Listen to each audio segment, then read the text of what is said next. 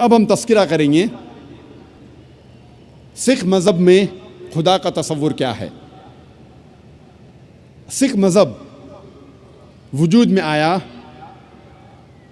15ویں صدی کے آخری میں،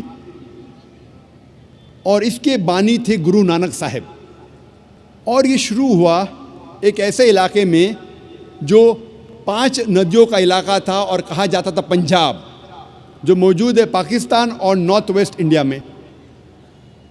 اور گرو نانک صاحب جو اس کے بانی ہیں وہ پیدا ہوئے تھے ہندو دھرم میں، اور ان کا کاسٹ تھا شتریہ کاسٹ، جسے کہتے ہیں واریر کاسٹ۔ اور گرو نانک کافی متاثر تھے مسلمانوں سے۔ یہ سکھ مذہب تعداد میں دنیا میں 6 نمبر پہ آتا ہے۔